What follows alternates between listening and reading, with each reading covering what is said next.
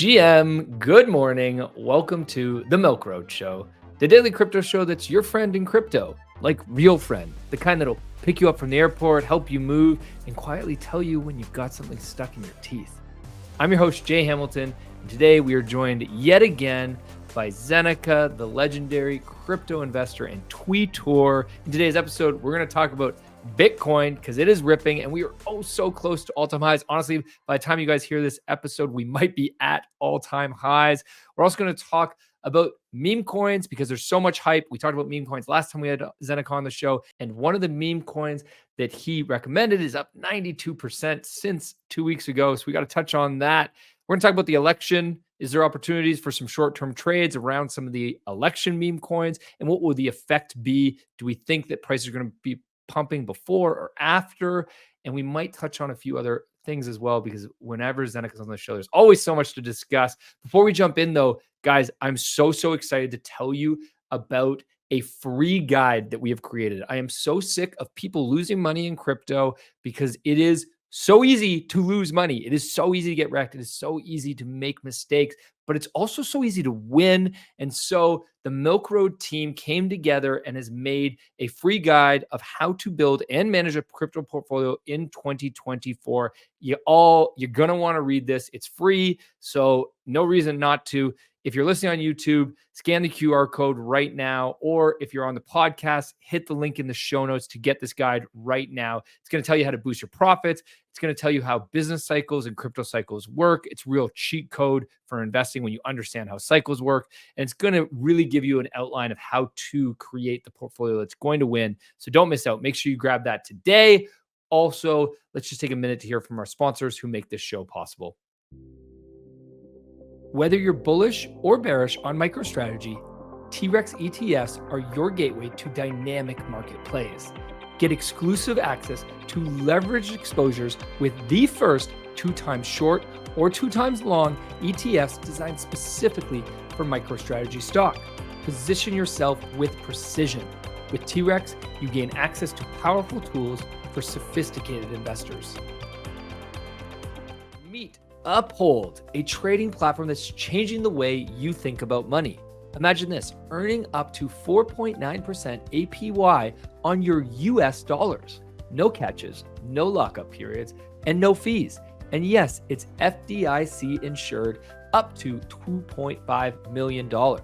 They offer access to over 300 digital assets, which you can trade, store, and exchange with confidence, knowing Uphold operates with a 100% reserve and a transparent model. Create your account, fund it with a few taps, and you're ready to go. Click the link in the description and join Uphold today. Zeneca, welcome back to the show. Good to be back. Happy almost Bitcoin all-time high day. Happy almost. I mean, hopefully by the time this airs, which is a few hours after we record it, that it's actually at all-time highs. Let's just take a look at the chart. Look how close we are. We were at all-time high, was March 12th, 73,000. And we're like 600 below it right now. We're so close. We're so close. How you feeling right now? I feel good. I think a lot of things are lining up bullish for crypto. Bit of a shaky start to the month of October, but I think we're finishing strong. And with the election coming up next week, we'll see what that does to markets. But everything is pointing towards things looking good. Let's check in on a couple things with Bitcoin that caught your and my attention before we started recording today. First up, look at the Bitcoin ETF in the past week.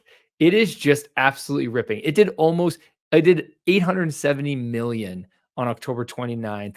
It did 480 the day before that, 400 the day before that, 180 before that, 192 before that. Like just ripping consistently. We're up to 23 billion in the Bitcoin ETF. What do you think about that? It's incredible to see. I think at the start of the year, if you'd said that we'd be getting this amount of inflows by October, we would have been like, that's an incredibly bullish number. I think probably most people wouldn't have estimated as high as this.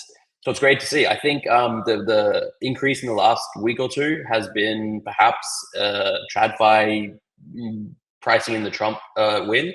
I think, odds have been moving in the direction of Trump being more likely to win the election. Most people seem to consider that would be good for crypto and equities markets, at least in the short term. I think long term, no matter who wins, crypto will still do well. But yeah, it's just like an avenue for people to bet on crypto in their, in retirement funds or in their stock portfolios, or just a more easy way. And I think that might be what we're seeing. There's probably some other factors going into it as well, but yeah, hard not to be bullish when you see numbers like almost 1 billion inflows in a day. It's wild. It's just like eating up all the supply. It's what, like, see, and the thing you got to remember about the ETFs is these are real hodlers, right? People are getting into the ETF Yeah. are not the traders. They're not as much the buy and sell. So it is really a lot of holding on to supply. Speaking about holding on to supply and eating up all the supply, the other news that came out today was Michael Saylor has announced a plan to raise $42 billion to buy more Bitcoin over the next 3 years. This is a stupid amount of money. That is almost twice of the entire ETF inflows of this year. I mean, he single-handedly has been pumping the price of Bitcoin for a long time now. We were talking about before the show. It's like if he starts selling or if Satoshi wakes up, that's like two black swan events for Bitcoin. But neither seem likely at all. By all accounts, he is just buying and holding forever. He makes money in other ways. He doesn't need to sell and doesn't seem to ever want to sell. So yeah, just more supply being locked up, more money being raised that may otherwise not have been going into crypto that is now potentially coming into crypto. It's just bullish news after bullish news. Yeah, it's the thing that stood out to me was we're always looking for the catalyst, and Michael Saylor has been a catalyst before with just an announcement from MicroStrategy that they're buying. Now, we already kind of have had a rip this week and are ticking up. And I do think the election there's people pricing in the election, but I also think when we were at permissionless, a lot of the more institutional people talked about how they're really waiting on the sidelines until after the election. So yeah, I mean, we'll see. We'll see if Michael Saylor pumps our bags again leading up to the election. But 42 billion to buy more so Bitcoin, much money. like that is just insane. Now it's over the next 3 years, but I mean, Still.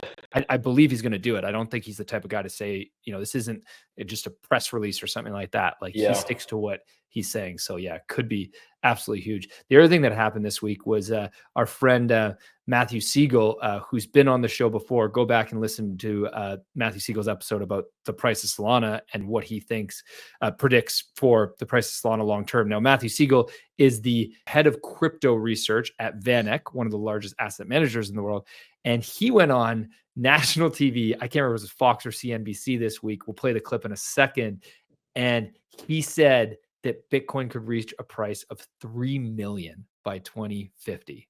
We have a model that assumes that by 2050, this is very long term, that Bitcoin becomes a reserve asset that's used in global trade and held by global central banks at a very modest 2% weight. And in that model, we arrive at a $3 million price target for Bitcoin. Now, that sounds, extreme, but that's a 16% compound annual growth rate for a couple decades. That's not really that extreme. So into the millions over the medium term is a high conviction call. Which I hadn't seen this news before the show. You mentioned it to me, and I was like, that seems high. They always have high targets, but then you said it's only 16% compounded for the next. Because 2050 is a quarter of a century away. Now I'm thinking that seems low. Like it seems like such a huge number when you think about it, but then you think about 25 years from now, 16% a year is something a little bit better than the stock market returns over the long term, which I would imagine Bitcoin probably outperforms. But yeah, I would say that's a pretty conservative estimate, which, I mean, if you just buy one Bitcoin and hold it, you'll be a multi-millionaire in 2050. Obviously, the dollar will be worth less then, but still, it is, I mean, that's the plan. Just buy and hold, stack Satoshis, and wait. That's the crazy thing is this estimate is not coming from like some KOL or some crypto influencer. Like VanEck is a very legitimate asset management firm, large, a lot of respect, deep research, and they had just published a Bitcoin research report. And so there's a lot of data behind these numbers that they come up with. And Matthew did say in the interview that he was like, look, there's a lot of assumptions that come to make this type of an estimate. But as you said, it's only 16% compounding between now and 2050 in order to get the 3 million Bitcoin, which kind of makes me sit here and be like, should we just shut down the show and just everyone just buy Bitcoin? Like that's all. Everyone, That's all that pretty matters. much. Yeah. Although at this point in the cycle, I feel like alts, it's about time for alts to run. But buying Bitcoin is never a bad idea either. Well, but okay, so you bring up, we didn't actually talk about this for the show, but you bring up something else that is, so we are very close. We're almost at 60% Bitcoin dominance. And yeah, we touched over it, and now we're just under it again, I think. Yeah. Okay. We wicked over. And typically 60% has been a signal that Bitcoin has reached its top and we should start to see altcoin season. Everybody's been saying when altcoin season forever. I feel like every day we get a comment when altcoin season. What are your thoughts? Do you think that? I think it's time. I've said for most of this year, I don't think we get an altcoin season quite like the past. In the past, it's been a rising tide lifts all ships and like all altcoins pump. I just think there's way too many coins, way too many chains, layers, different sectors now for everything to pump. But I do think we'll get a form of an altcoin season where relative to Bitcoin, a significant number of altcoins do outperform. And I think that's probably what's going to happen sometime in the next 6 months, whether it starts now, whether it starts in December or January. Bitcoin at 60% dominance is pretty much, I would imagine, reaching the heights of what it gets. Maybe it hits 61%, maybe it hits 62%. But at this point, I think you're just trying to, you can never time the absolute top. I think we've reached a point now where even the most conservative Bitcoin maximalist type investors would probably have to admit that, it's unlikely to see it go up significantly more. And it's a really good time to be, considering rotating a bit of your bag and maybe out of Bitcoin into some other coins. I find picking which those are is difficult because there's so many to choose from. And I think many of them won't outperform Bitcoin, but I'm still an ETH bull. I'm bullish on Sol. I think even just those two will probably outperform Bitcoin from here on out for the rest of the cycle, let alone some of the other ones. It's finally ETH time. Are you saying? I think it is. I think the ETH BTC ratio. I've been saying it for a few months, and I was wrong. Like say 2 months ago, where ETH still kept bleeding, but I just can't fathom it going much lower. And I will die on this hill. You can, this is public. People can come back and crucify me if ETH continues to bleed. But I literally put in an ETH long yesterday. I think that, yes, we can still go lower. Yes, maybe for the next month or 2 months, maybe ETH BTC goes all the way down to 0.003 or whatever it is. But I think we're pretty close to the bottom. And I think that, especially fundamentally, just look at charts and look at, where the ETH BTC ratio is and where it has, you bounced off in the past, but then also sentiment analysis. You just literally everyone is hating on ETH and saying ETH is dead. You're an idiot if you're an ETH. ETH has no future. And when the entire crypto Twitter is saying one thing, you generally want to counter trade that. So that's what I'm doing. And you look at how much building is happening on ETH, all the L2s, all the changes. It's the change. The blobs are coming in. ETH will start being deflationary again, at least for a period. It's the devs are building, devs are deving, and it's all moving forward. And the institutional adoption, all signs point to ETH bull run coming soon. Yeah, I'm totally in with you. And now is when people would sell, right? Like you've been holding on so long. You've had such a painful year, right? You didn't catch the meme coin trend. You're in ETH. You're waiting for ETH. It hasn't gone. Solana's been going.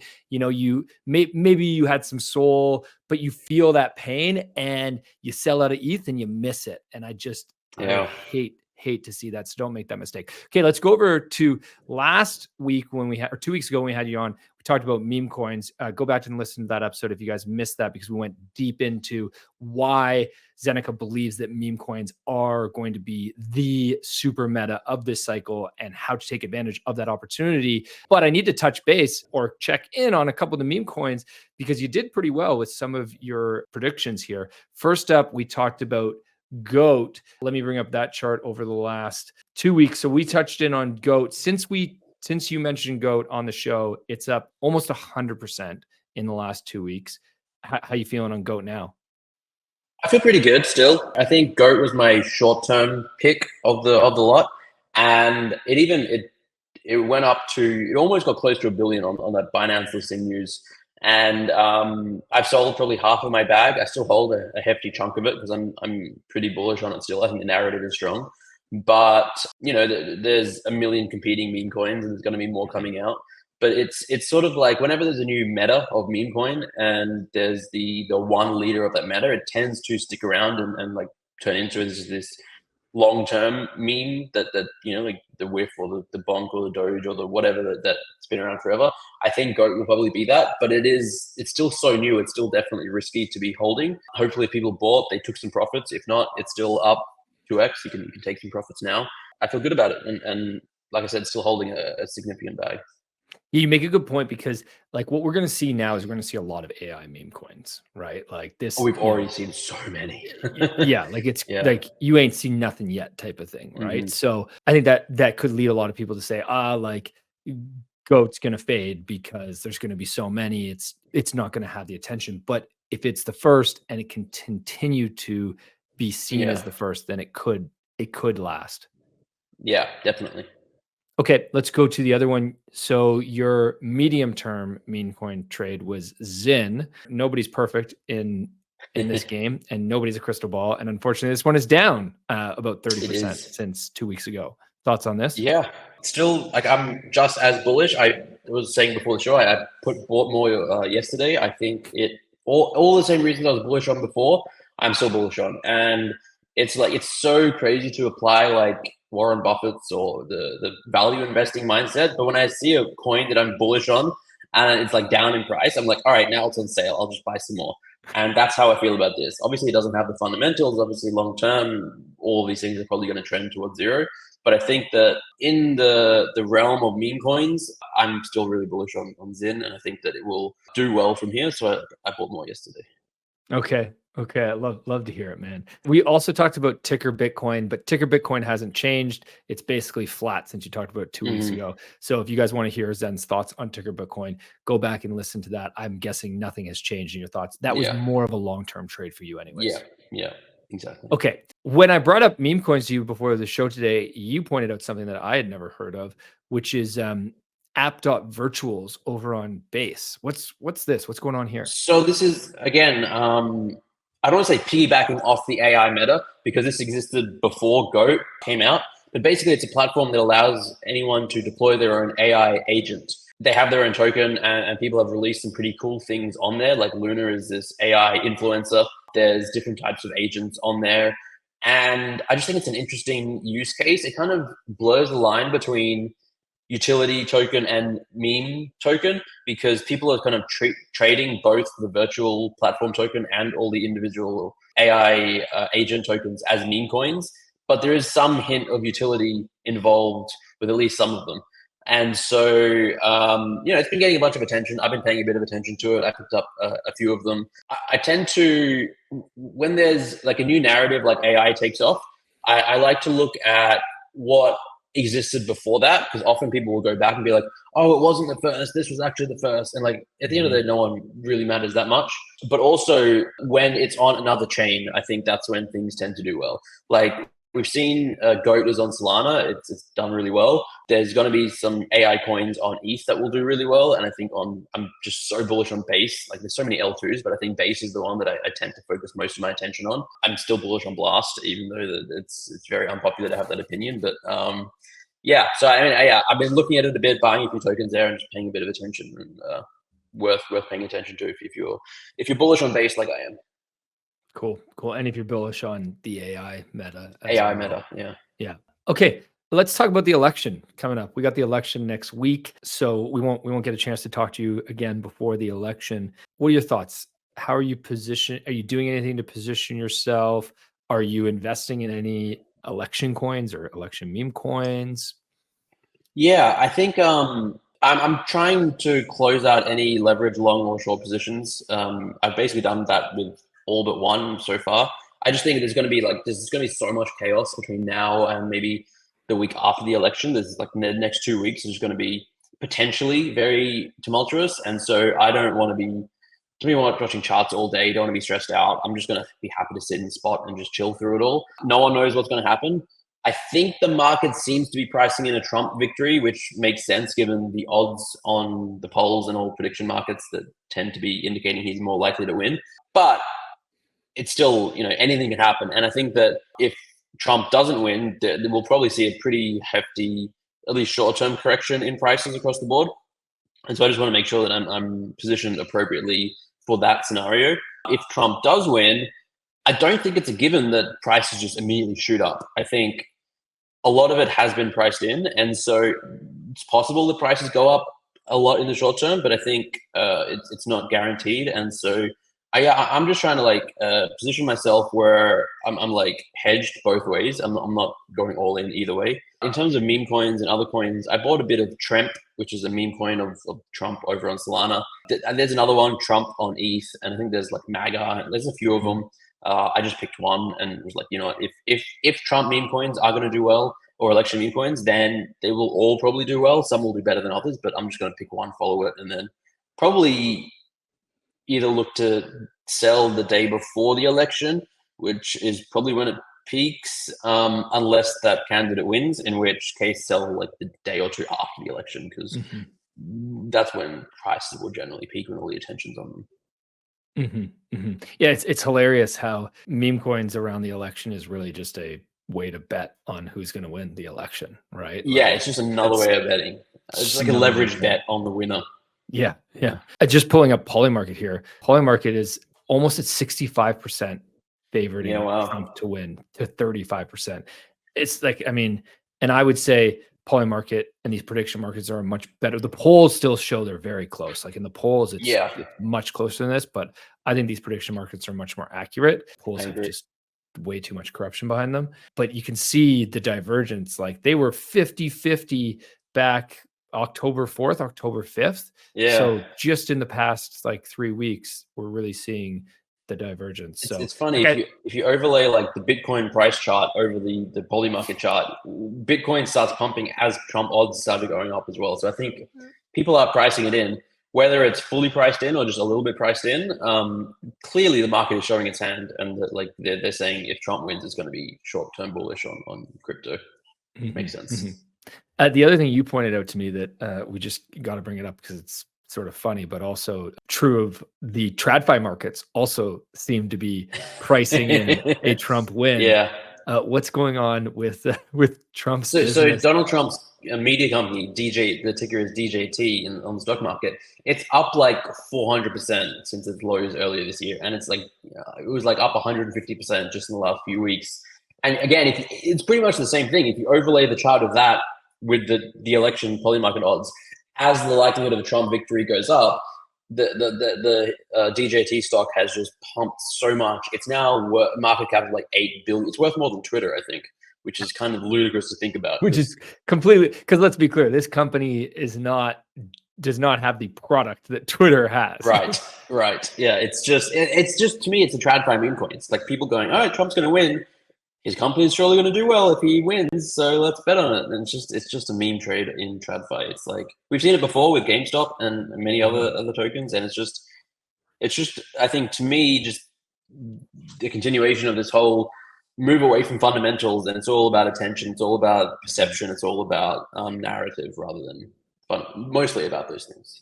Zeneca, this has been, as always, a fantastic conversation and episode with you. Everybody listening in, I want to know, what are you doing leading up to the election? Are you guys feeling like now is the time to buy? Are you sitting on your hands? I think the smart decision, as Zeneca said, is to really be patient right now. There's going to be a lot of volatility over the next few weeks. So if you are looking to, be careful with your leverage. And if you are buying, don't be buying with too big of bags, because it's going to be a lot of ups and downs. But let us know in the comments how you guys are prepping for the election. And if you want us to cover anything else, as always, we're willing to do whatever you guys want. The show is for you guys. And as I mentioned at the beginning of the show, make sure you get our free guide, guys. This guide is just amazing and it's absolutely free. So no reason not to get it and read it. It's going to help you guys. Hit the link in the show notes. Zen, thanks so much for joining. Have a wicked awesome day, everybody. Thanks for having me. As always, if you liked today's episode, please hit subscribe and make sure you follow us so you don't miss out on the next one. There's also a link in the description to our free 5-minute daily newsletter where we simplify crypto for you while making you laugh. And if you're willing to step up your crypto investing game, we're going to also leave a link for Milk Road Pro. You get access to our portfolio where you can see exactly what we are buying. This is your number one resource to help you invest successfully in crypto. One final note, this show is for educational purposes only, and nothing we say is financial advice. Investing in crypto or any asset is risky, and you should never invest more than you can afford to lose. Thanks so much for listening, and my friends, have a wicked awesome day.